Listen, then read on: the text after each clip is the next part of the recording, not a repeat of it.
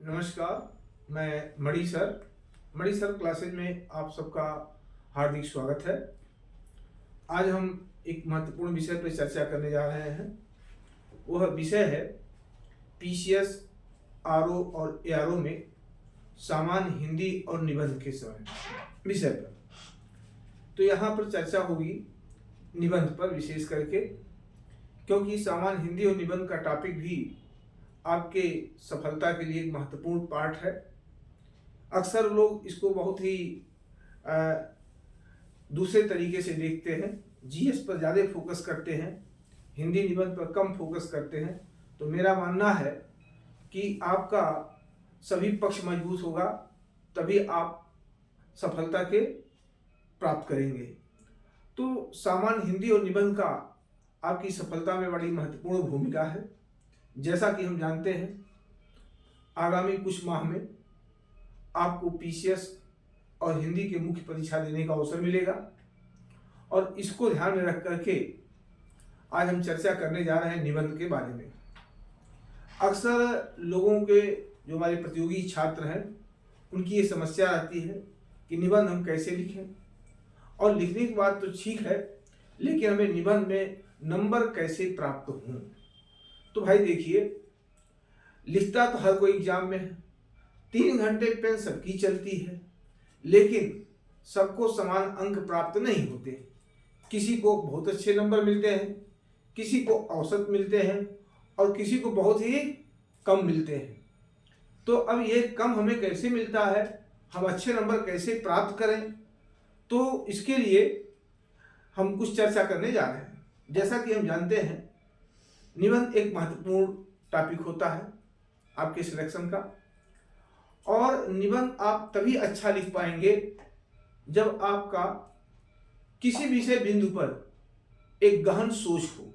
गहन सोच का मतलब है जो भी टॉपिक आप उठाएं, चाहे आप आपदा से संबंधित, चाहे जल संकट जल प्रबंधन से हो, जलवायु परिवर्तन से हो, पर्यावरण से हो, आतंकवाद से हो, विदेश नीति से हो, राजनीतिक अवमूल्यन से हो, संस्कृति सभ्यता से हो, विज्ञान तकनीकी, कोई भी क्षेत्र हो, कृषि हो, कोई भी क्षेत्र हो, जब तक आपका उस टॉपिक पर गहन अध्ययन नहीं होगा, तब तक आपके अंदर कोई मौलिकता नहीं आ पाएगी। और बिना मौलिकता के आप ये सोचें कि हम निबंध को किसी मैगजीन से पढ़ के रट करके हम अच्छा लिख दें, तो संभव नहीं है। आप लिख तो देंगे, लेकिन वो अच्छे अंक नहीं प्राप्त कर सकते। अच्छा अंक प्राप्त करने के लिए आपके अंदर एक अपनी खुद की सोच होनी चाहिए किसी विषय पर, या पर्यावरण पर क्या अपनी सोच रखते हैं, भारत के सभ्यता और संस्कृति पर क्या आपकी सोच रखते हैं, भारतीय समाज में महिलाओं की जो परिवर्तित भूमिका है वो किस रूप में आगे बढ़ रही है। तो कोई भी पॉइंट आप जब लिखें तो उस पर आपकी गहरी समझ होनी चाहिए।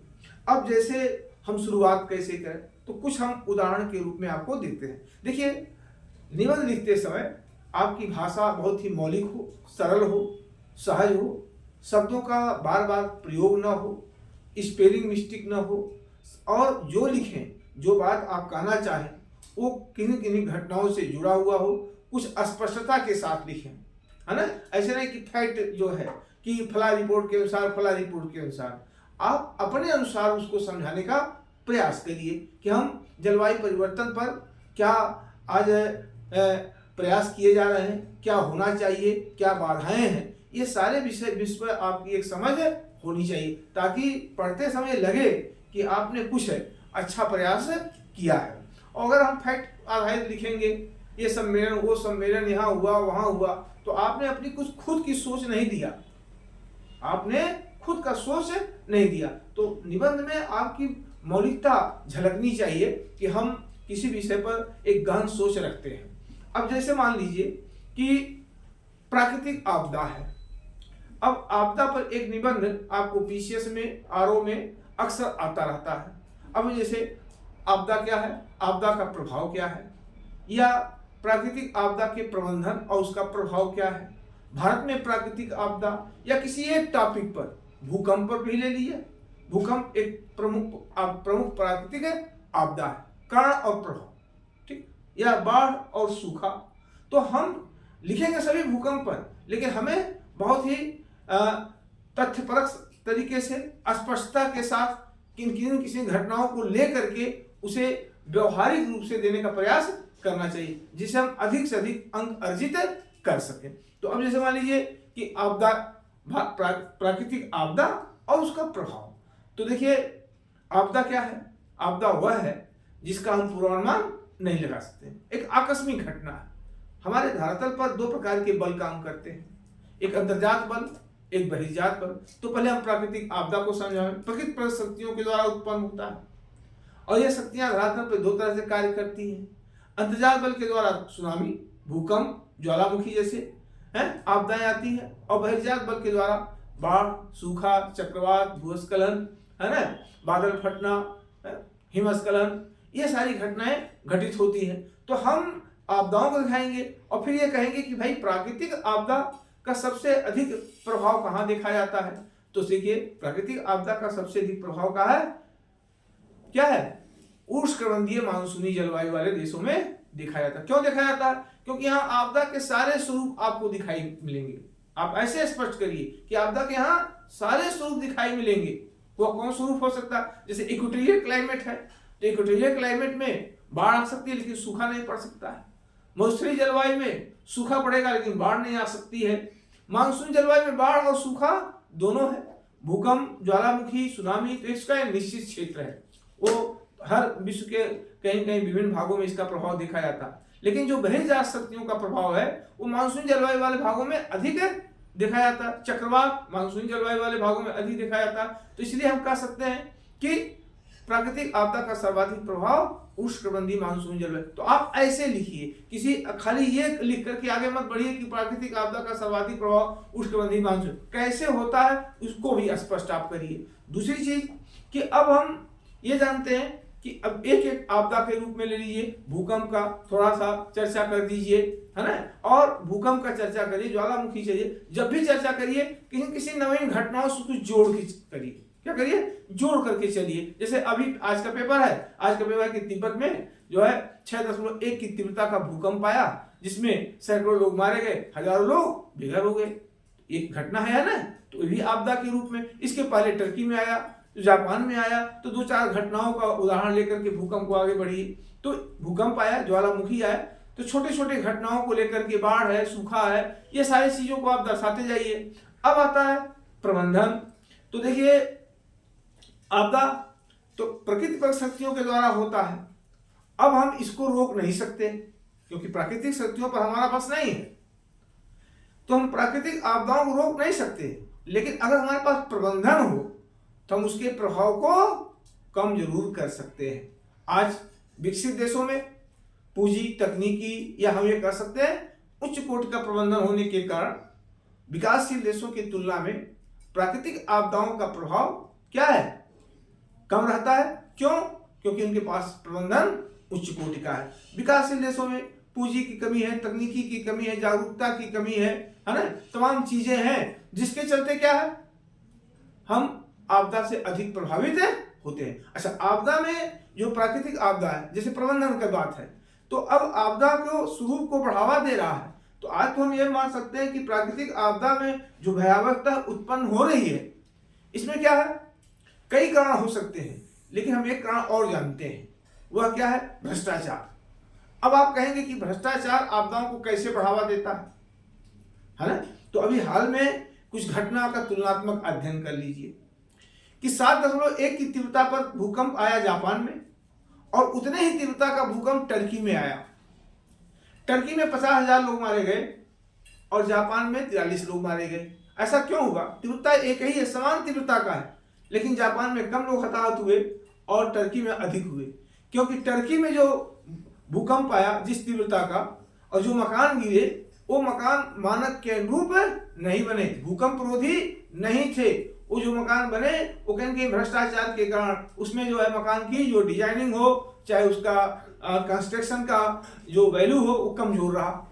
तो कमजोर मकान होने के कारण आपदाओं का प्रभाव अधिक हुआ और हजारों लोग मारे गए। लेकिन जापान, वहां भ्रष्टाचार नहीं है, वहां जो मकान बने वो मानक के अनुरूप बने, तो उसका प्रभाव क्या हुआ कि मकान उतनी जल्दी से भरभरा कर नहीं गिरे। तो जब हम तुलनात्मक देंगे कि भ्रष्टाचार कैसे आपदाओं के स्वरूप को बढ़ावा देता है। तो अगर हम भ्रष्टाचार पर नियंत्रण कर लें तो शायद आपदाओं के प्रभाव को कम कर सकते हैं। तो कहा जाता है कि प्राकृतिक आपदा है रोका नहीं जा सकता, लेकिन प्रबंधन हो तो हम इसके प्रभाव को कम कर सकते हैं। अब जैसे मान लीजिए भारत ही है, आज भारत में प्राकृतिक आपदा प्रबंधन क्या है, अधिक उन्नतशील अवस्था में है, तो उसका एक सकारात्मक प्रभाव भी हम देख रहे हैं। आज हमारे पास पूर्व सूचना प्रणाली है। पहले भी सुनामी, पहले भी चक्रवात आता था, आज भी आ रहे हैं। पहले चक्रवात आने से बड़ी संख्या में लोग हताहत होते थे, आज चक्रवात आता है तटीय क्षेत्र में, कुछ लोग हताहत होते हैं जो ये संकल्प है कि हम नहीं हटेंगे। बाकी लोग तो अपने पूर्व सूचना प्रणाली का उपयोग करते हुए उस समय के पहले ही स्थान खाली कर देते हैं और चक्रवात आता लौट जाता है, हताहत लोगों की संख्या कम होती है। सुपर साइक्लोन आया 99 में उड़ीसा में 10,000 लोग मारे गए। बाद में जब हमने प्रबंधन ठीक किया, पूर्व सूचना प्रणाली विकसित किया, तो उसका प्रभाव क्या हुआ, बहुत कम लोग प्रभावित हुए। तो ये क्या है, ये आपका प्रबंधन है। आज भारत में प्रबंधन क्या है, उच्च कोटि का है। हमारे पास वायु परिवहन क्षमता है, पूर्व सूचना प्रणाली है। दुर्गम क्षेत्रों में हम बहुत ही सटीक सूचना पर बहुत त्वरित रूप से पहुंच करके हम क्या करते हैं, घायल लोगों की जान माल की रक्षा भी कर लेते हैं। कहा जाता है ना कि हम प्राकृतिक आपदाओं को रोक नहीं सकते, प्रबंधन है तो हम बेहतर कर सकते हैं। आज हमारा प्रबंधन है तो हम जो लोग मर गए उनको तो जिंदा नहीं रख सकते, लेकिन जो मरणासन अवस्था में उनको जिंदा कर सकते हैं, अर्थात इसके प्रभाव को कम कर सकते हैं। तो हमारा प्रबंधन चाहे वो बाढ़ के संदर्भ में हो, चाहे सूखे के संदर्भ में हो, चाहे वो भूकंप या अन्य किसी चक्रवात के संदर्भ में हो, कहीं न कहीं प्रबंधन आज हमारा निरंतर मजबूत होता जा रहा है। और जिसका एक सकारात्मक प्रभाव है कि भारत जैसे विशाल जनसंख्या में, क्योंकि भारत मानसून जलवायु वाला देश है, अब मानसून जलवायु होने के कारण यहाँ पर सभी प्रकार की आपदाएं हैं। कहीं भूकंप पेटी निश्चित है, कहीं पर बाढ़ का क्षेत्र निश्चित है, कहीं सूखे का क्षेत्र है, कहीं हिमस्खलन हो रहा, कहीं भूस्खलन हो रहा, कहीं चक्रवात हो रहा, कहीं बादल फटना हो रहा। मतलब कहने का कि आपदाओं के जितने स्वरूप होते हैं वो सब कहीं न कहीं भारत में मौजूद है। और इसलिए भारत अब आपदाओं से विश्व का तीसरा ग्रस्त राष्ट्र है। लेकिन भारत हाल के वर्षों में जिस तरह से आपदा प्रबंधन को मजबूत किया है, उसका एक सकारात्मक प्रभाव ये भी देखा जा रहा है कि हम हर वर्ष इन आपदाओं से लड़ने में सक्षम है और लाखों लोगों की जान माल की रक्षा करने में सफल है। हम अपने वायु परिवहन, हवाई रेस्क्यू के द्वारा क्या करते हैं, प्रबंधन कार्य को बढ़ावा देते हैं, त्वरित गति से बढ़ावा देते हैं, लोगों को भोजन पहुंचाते हैं, टेंट पहुंचाते हैं, दवाई पहुंचाते हैं। हमारा जो आपदा प्रबंधन बल है वो त्वरित कार्रवाई करता है। तो कहने का मतलब है जब आप लिखें निबंध तो ऐसी घटनाओं को दे करके लिखें। अब वही देखिए, तुलनात्मक रूप से देखिए कि कश्मीर में बाढ़ आई, चेन्नई में आया, केरल में आया है, अन्य जगहों पे आया, तो हम उसे रोक नहीं सके, लेकिन उसके प्रभाव को कम अवश्य कर सके। जबकि हमारे पड़ोस पाकिस्तान में 2 साल पहले बाढ़ आई थी, प्रबंधन नहीं था, लगभग 5 करोड़ से अधिक लोग उस बाढ़ से क्या हुए, प्रभावित हुए, बड़ी संख्या में लोग मारे गए, मवेशी मारे गए।